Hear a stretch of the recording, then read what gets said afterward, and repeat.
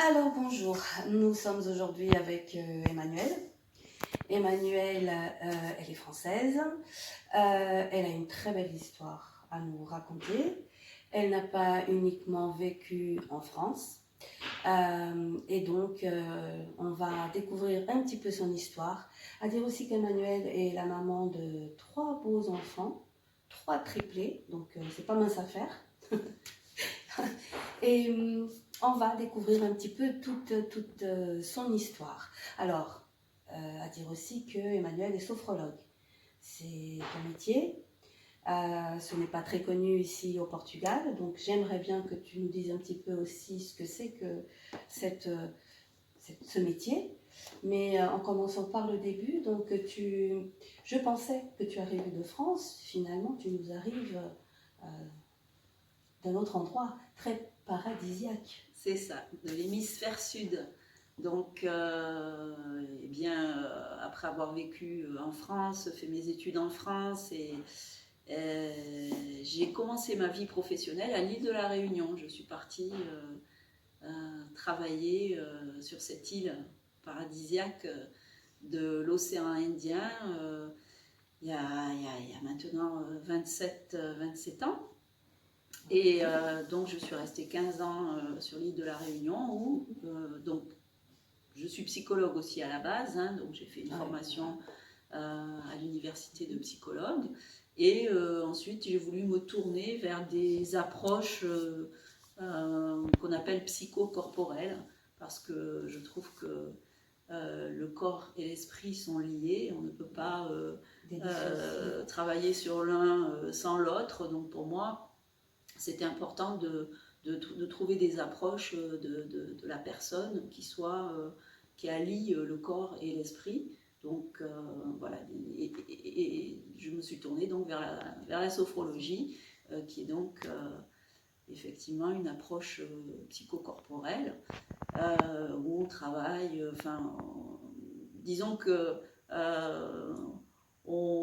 cette approche permet de trouver un équilibre justement entre le corps et l'esprit, grâce à certaines techniques qui peuvent s'apparenter pour certains à de la relaxation, mais c'est pas tout à fait de la relaxation.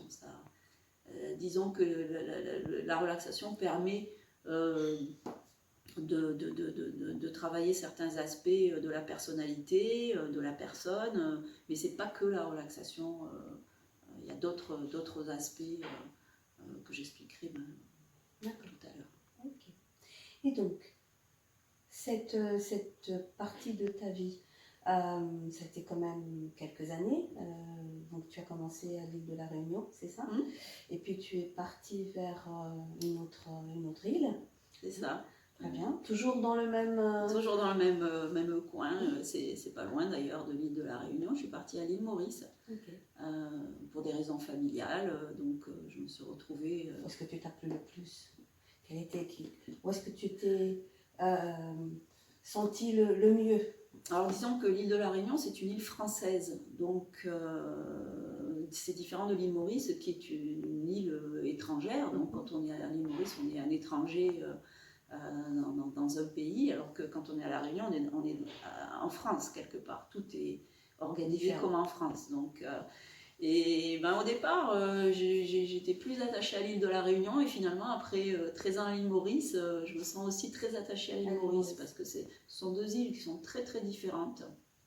L'île de la Réunion, ce sont des montagnes très hautes, ça monte jusqu'à plus de 3000 mètres d'altitude, donc ce sont des paysages extraordinaires avec ce qu'on appelle des cirques, des montagnes, des falaises, et la mer n'est pas très très hospitalière aussi, parce que justement c'est aussi haut que, disons que il y a très peu de lagons, c'est pas non plus, c'est pas une île qui est très où on peut beaucoup naviguer. Alors que par contre, l'île Maurice est une île beaucoup plus vieille, donc des montagnes très très très basses, 800 mètres maximum, et par contre on a un lagon qui est immense avec des eaux turquoises.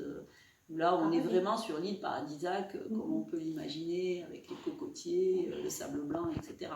Donc c'est pas du tout, c'est pas du tout la même C'est vie. deux façons de Deux vivre. façons de vivre complètement différentes aussi. Et tu viens d'où de France, au fait? Donc moi, je viens de la région de Montpellier, dans le sud de la France. Donc, ce Il y avait la mer également? Oui, moi je suis très, très attachée à la mer. C'est d'ailleurs aussi la raison pour laquelle j'aime le Portugal, parce que il y a la mer pas très loin. La mer est là, est à côté, elle est très belle aussi. Et moi, j'ai du mal à vivre sans avoir la mer à côté de moi. C'est important. Hein. Ah ouais, c'est très relaxant, relaxant également. Oui, moi ça m'apaise. C'est vraiment quelque chose qui m'apaise, la mer. Donc. Et au fait, tu es venu de France au Portugal ou directement de l'île Maurice? Voilà, c'est ça. Oui, non, directement de l'île Maurice, ouais. Ouais. Même pas un petit détour pour si, un petit détour pour les vacances. On s'est arrêté juste un mois pour les vacances, c'est tout. Mais sinon, voilà. C'était indirect. Et bon, je ne vais pas te demander si tu trouves très différent, parce qu'effectivement, en termes de vie et de pays et de tout, effectivement, ça n'a pas photo, c'est quelque chose de vraiment différent. Mais est-ce que tu trouves ici au Portugal est-ce que ça correspond un petit peu à tes expectatives? Tu connaissais un petit peu déjà le Portugal ou je connaissais pas du tout. Pas du tout. Ça a été une vraie découverte. Une vraie découverte.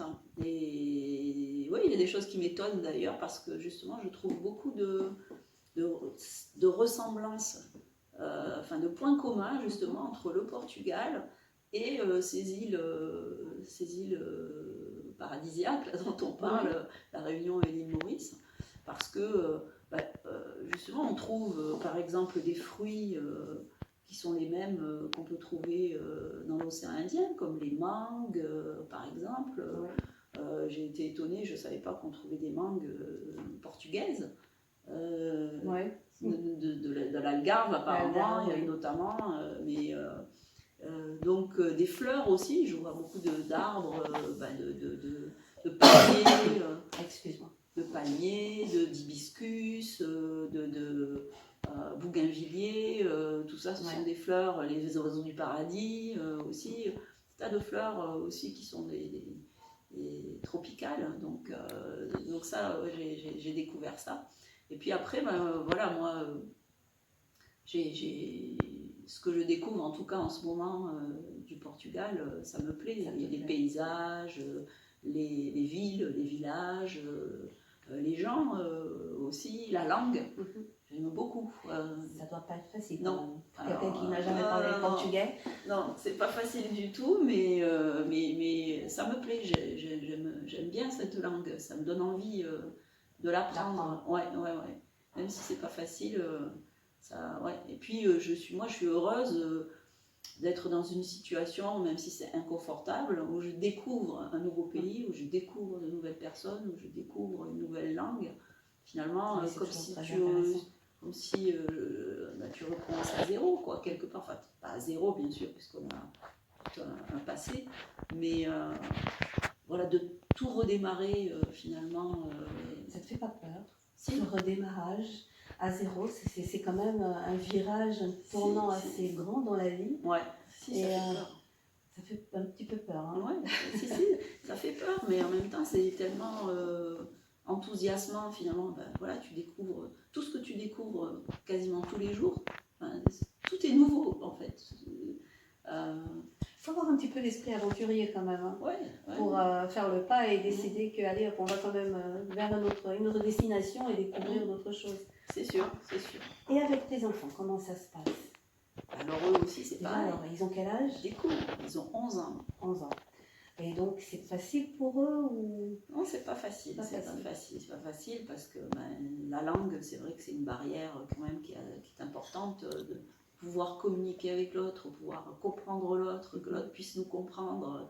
Pour l'instant, ils n'en sont pas encore là, donc pour eux, c'est difficile. Mais bon, je pense que petit à petit, ils vont y arriver. Ils s'adaptent.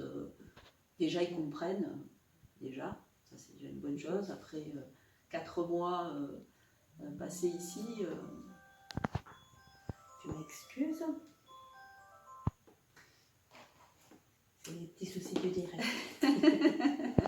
Après 4 mois passés ici, ils comprennent déjà la langue, beaucoup de choses. Donc, non, c'est bon. Pour l'instant, je pense qu'ils n'ont pas encore conscience de la richesse que cette expérience va leur apporter. Mais ça va venir, c'est normal. C'est quand même 11 ans. Et ils viennent quand même d'un pays où ils étaient très certainement beaucoup plus à l'aise. Parce que, bon, faut quand même voir que je ne connais pas l'île Maurice. Mais ce que j'ai dans l'idée, c'est qu'on est quand même beaucoup plus à l'aise qu'ici. Ici, il y a quand même un certain, comment dire, on est un petit peu renfermé sur nous. Et puis, il y a un peu cette sensation aussi qu'en termes de personnes, peut-être que dans une île... C'est moi, cette fois-ci. C'est pas grave.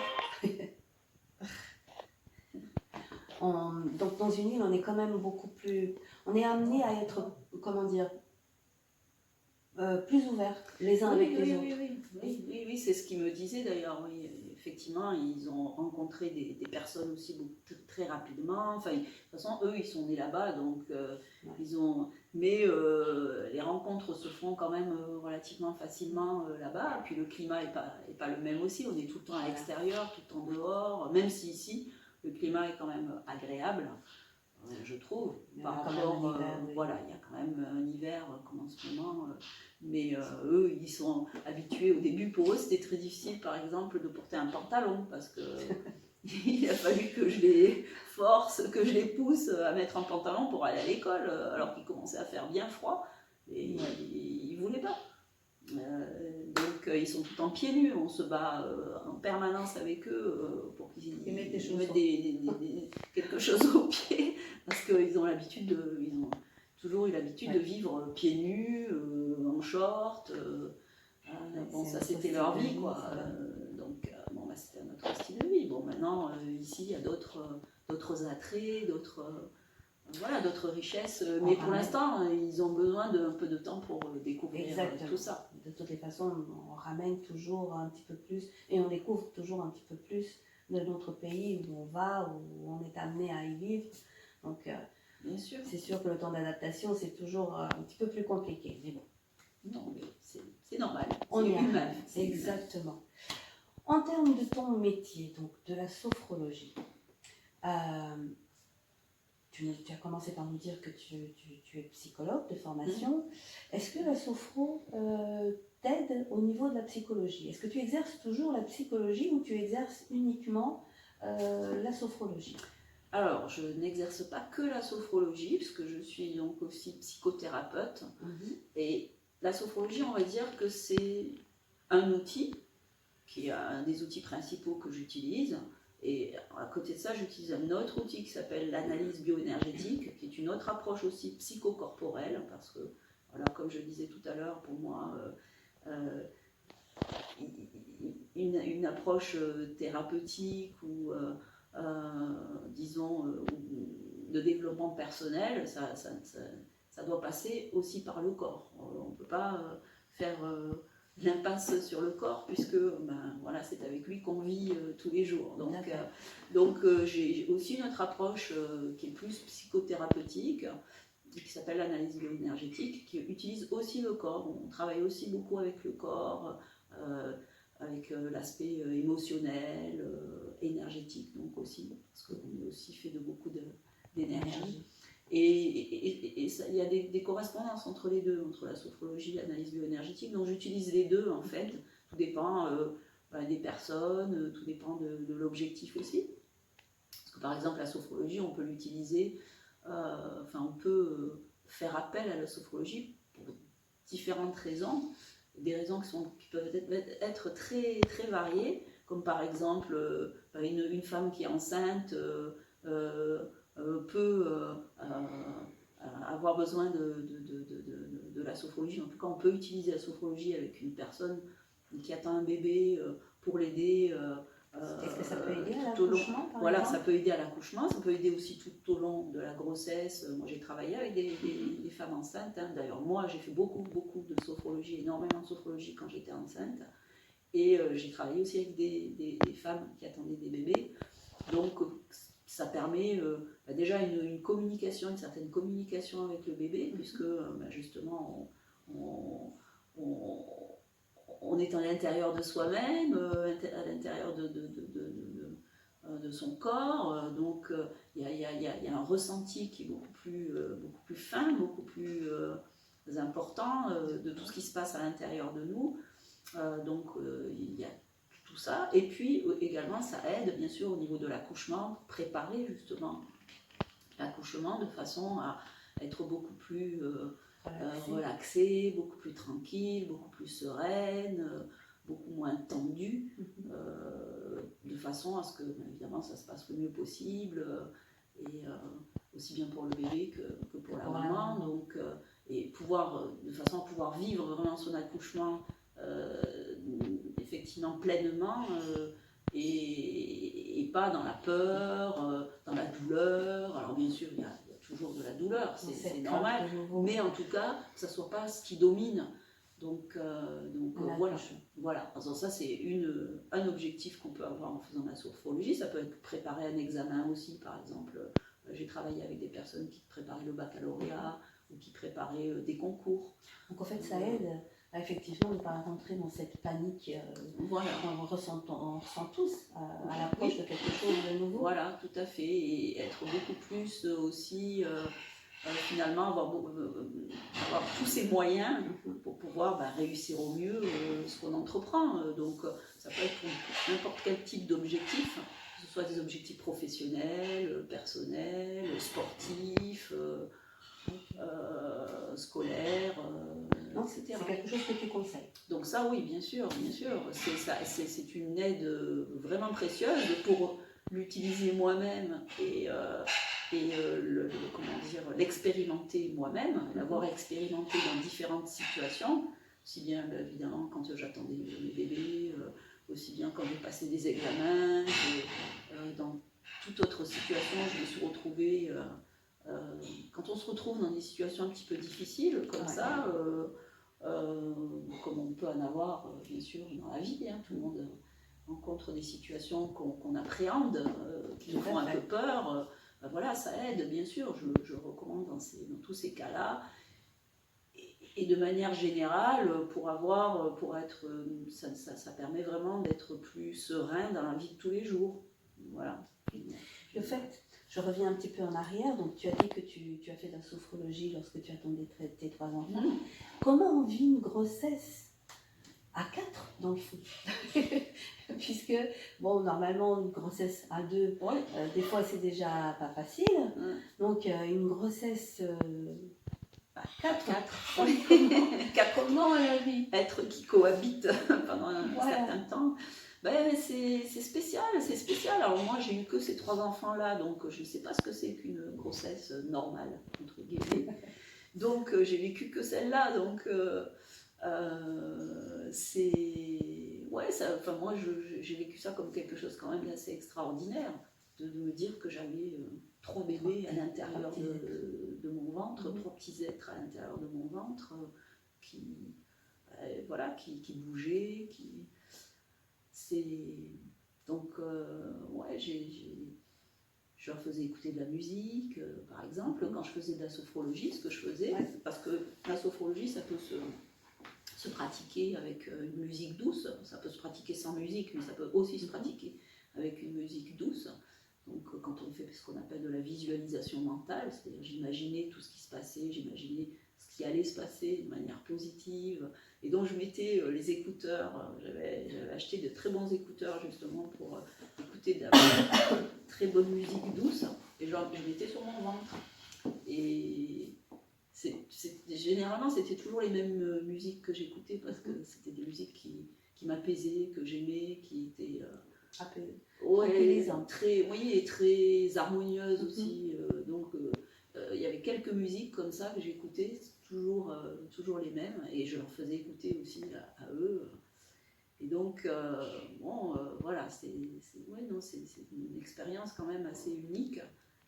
Et effectivement, j'avais un petit peu peur de ce qui allait se passer quand j'allais accoucher. Je me disais comment ça va se passer, est-ce que ça va bien se passer, est-ce que c'est quand même pas un accouchement habituel. Donc j'ai beaucoup visualisé positivement ce moment qui allait arriver, de façon à ce que je puisse le vivre au mieux. Et bon, il y a eu beaucoup de chance aussi, ça s'est très bien passé. Donc, c'est pas un accouchement habituel et puis c'est pas non plus un début habituel. non. Puisque bon, il y a beaucoup de gens, quand on leur dit qu'elles vont avoir des jumeaux, c'est déjà la panique parce que c'est 2 bébés, comment on va faire Bien sûr. avec 2 bébés? Alors 3, il faut vraiment, voilà, comment on devient une maman pour 3. Donc, comment dire, pouvoir, c'est même pas se diviser, Ouais, c'est ça la difficulté. Bon, d'abord, ça se fait très vite parce que dès qu'on arrive avec ces 3 enfants à la maison, il faut s'organiser très très vite. Il faut s'adapter. Donc s'adapter. Donc en quelques jours, voilà, l'organisation, l'adaptation se fait, c'est très rapide parce qu'on n'a pas le choix. Hein, et les enfants, eux, ils sont là, donc il faut s'en occuper. Mais il y a un côté frustrant, c'est-à-dire que c'est difficile de pouvoir se consacrer, on ne peut pas se consacrer à un seul. Parce que quand on a un bébé qui arrive, que ce soit son premier ou pas son premier bébé, mais on a ce petit bébé qui est là, on lui fait prendre son bain, on va passer du temps avec lui pour prendre son bain, on va l'avoir avec soi, on prend du temps avec lui, etc. Mais là, comme ils sont 3, on est obligé de faire vite. On peut pas se dire, bon, tranquillement, je vais pas se passer 1 heure à faire prendre le bain à mon bébé. Non, c'est un peu le travail à la chaîne.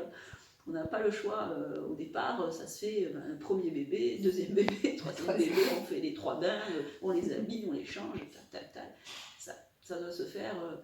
On n'a pas ce temps-là qu'on peut consacrer vraiment à un seul bébé. Il n'y a pas cette tranquillité. Et du coup, il y a un côté un peu frustrant de ne pas pouvoir rester avec un seul. Non, il faut effectivement se partager. Comme tu dis, quelque part, tu dois te partager un petit peu en 3, quelque part, parce que il n'y a que 24 heures dans une journée, donc on ne peut pas faire autrement, quoi. Donc, il y a un mot, quand ils ont commencé à parler, que les triplés, en tout cas je connais d'autres triplés aussi, donc disent beaucoup, c'est et moi, quoi. C'est-à-dire... quand on donne quelque chose à un, c'est toujours et moi, ou quand on donne à manger à l'un, c'est et moi. Ils sont toujours un petit peu aussi dans la frustration. Plus un petit peu plus de temps. Je pense plus que des frères et sœurs qui n'ont pas le même âge, qui sont aussi dans la frustration, bien sûr, quand on n'a pas le même âge. Mais c'est différent parce que là, ils sont nés ensemble, ils ont grandi ensemble, ils sont arrivés ensemble dans la vie. Et du coup, voilà, eux, ils veulent avoir leur maman pour eux tout seuls. Mais c'est pas possible. Donc, leur maman ou leur papa. Est-ce que quelque part, tu t'es sentie un petit peu dépassée par la situation? Je crois pas. C'est peut-être, je sais pas si c'est très prétentieux de ma part de dire ça. Et je les ai eu tard aussi. Je pense que j'aurais eu 25 ans. Ça aurait été différent, à mon avis, je me serais sentie dépassée. Mais là, j'étais plus âgée, voilà, je m'étais préparée aussi, et grâce à la sophrologie d'ailleurs, entre autres, en particulier, je m'étais préparée mentalement pendant toute la grossesse. Je savais que j'attendais les triplés, je m'étais préparée mentalement à les accueillir. Ce qui fait que je ne me suis pas sentie dépassée. Je ne dis pas que je n'ai pas rencontré des difficultés, bien sûr. C'était difficile à certains moments, il y a eu des moments difficiles. Je ne dis pas que ça a été facile. Mais je ne pense pas m'être sentie à un moment donné un peu paniquée ou dépassée par la situation. Mais évidemment, oui, difficile, oui, il y a eu des moments qui n'ont pas été simples, toujours d'ailleurs. Bon.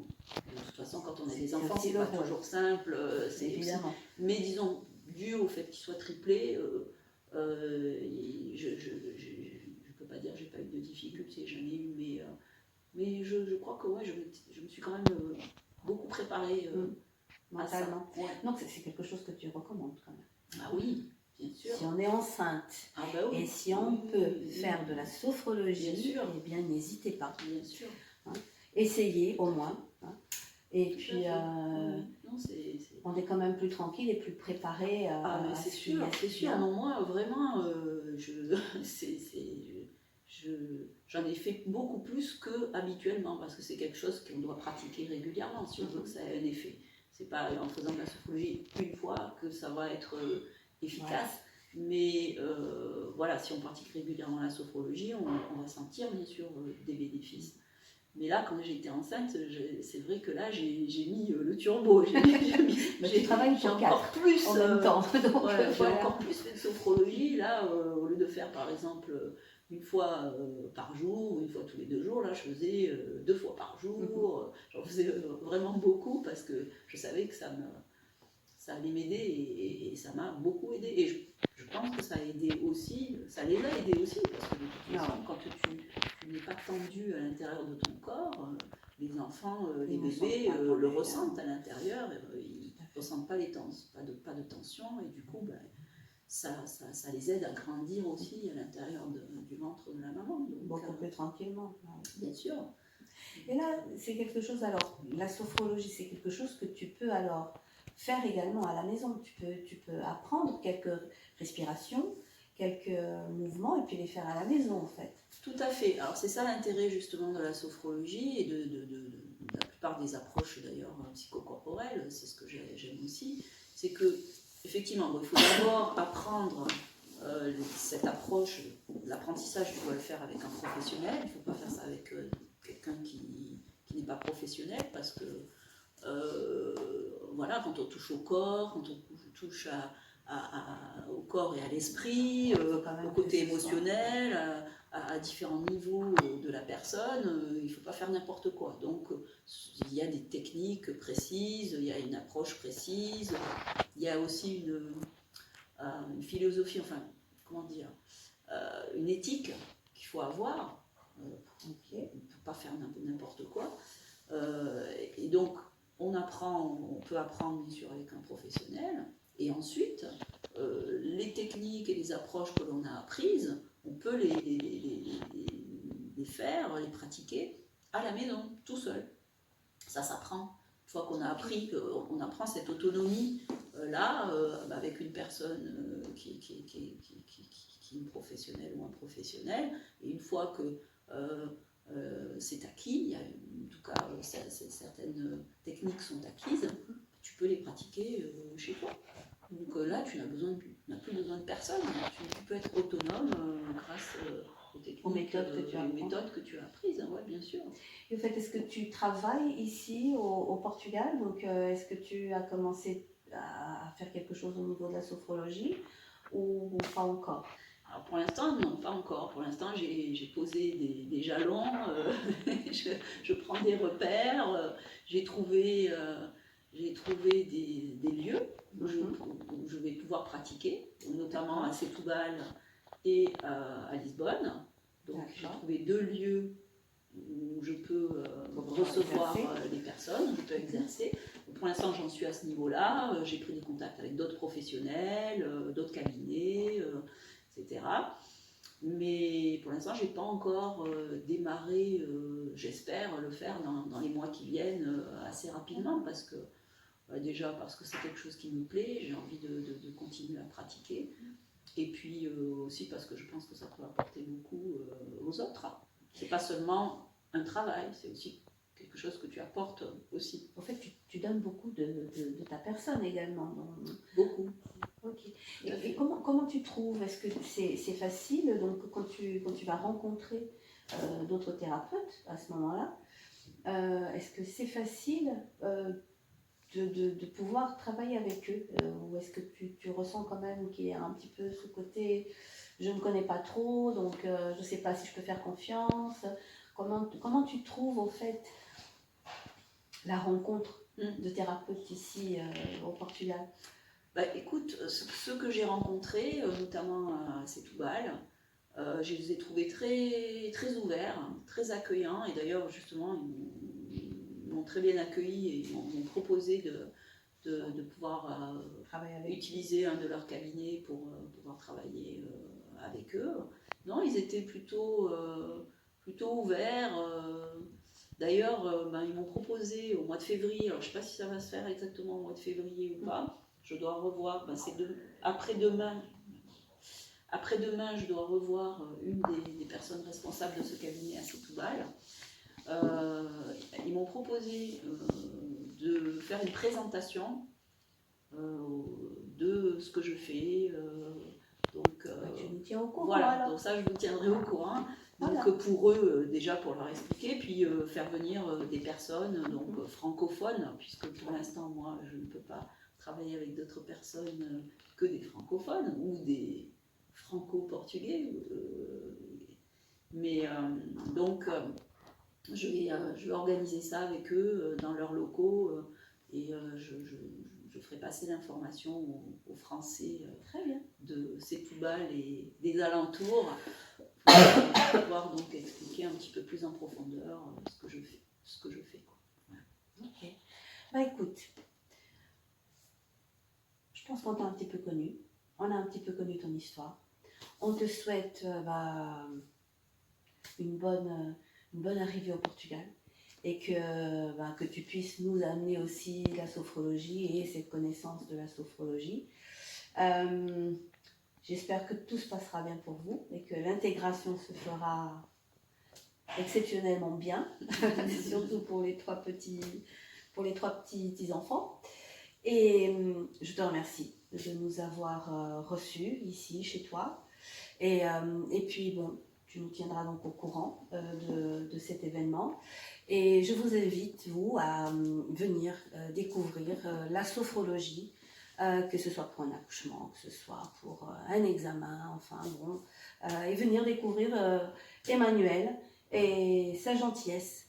Et puis, je vous dis une prochaine rencontre avec une autre femme exceptionnelle et puis une autre belle histoire à découvrir.